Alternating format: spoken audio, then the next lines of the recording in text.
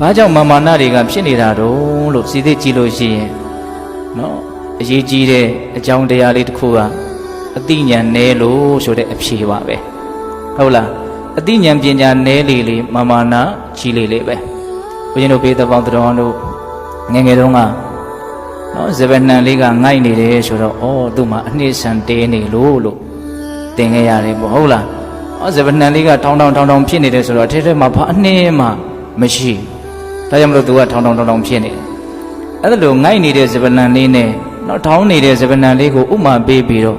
လူသားတွေမှာလည်းပဲအသိဉာဏ်ဆိုတဲ့အနှစ်သာရကိန်းရင်ကိန်းသလောက်နှိမ့်ချမှုဆိုတာရှိတယ်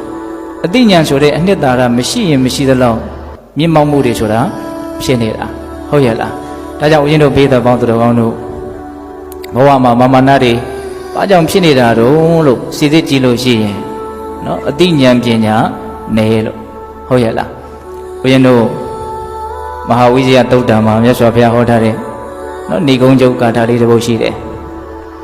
ဧတာတိတေနကာယေနယောမိညေဥဏ္ဏမေတဝေပရဝအဝဇာနေယကိမေညတရအတ္တတနာနော်ဒီဂါထာလေးအလုံးမမှတ်စရာကောင်းတယ်ဧတာတိတေနကာယေနယောမိညေဥဏ္ဏမေတဝေနော်ဒီလိုခန္ဓာကိုယ်ကြီးမျိုးနဲ့ပရဝအဝဇာနေယသူတော်ဘာကိုမထင်မဲ့မြင်ပြုတယ်နော်မိမိကိုယ်ကိုမြင့်တင်တယ်သူတော်ဘာကိုနှိမ့်ချတယ်ဆိုတာကိမေညတရအတ္တတနာ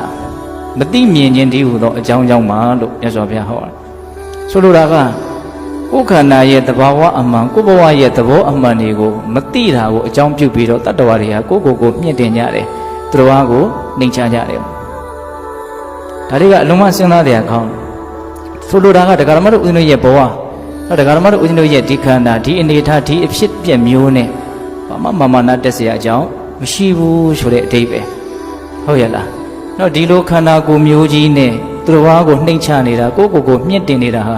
ဒီခန္ဓာဒီဘဝရဲ့အကြောင်းကိုမသိခြင်းကိုအကြောင်းပြုပြီးတော့တခြားအကြောင်းဆိုတာမရှိဘူးလို့မြတ်စွာဘုရားဟောတာ။နော်ဆိုလိုတာကကိုယ်ခန္ဓာရဲ့အကြောင်းကိုတကယ်မသိလို့သူတော်ဘာကိုနှိမ့်ချတာကို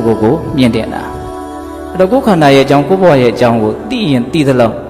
အဲ့လိုမာမာနတွေဆိုတာဖြစ်เสียအကြောင်းမရှိဘူး။ဟုတ်ရဲ့လား။အဲ့တော့ကိုယ်ခန္ဓာရဲ့အကြောင်းကိုယ်ဘဝရဲ့အကြောင်းကိုတရားဓမ္မတို့ဦးဇင်းတို့တွေကအတိများအောင်ကြိုးစားရမယ်ပေါ့။အဲ့တော့ခန္ဓာရဲ့သဘောဘဝရဲ့သဘောကဘယ်လိုရှိတာတုံးလို့မေးရင်တော့အနှစ်ချုပ်အဖြစ်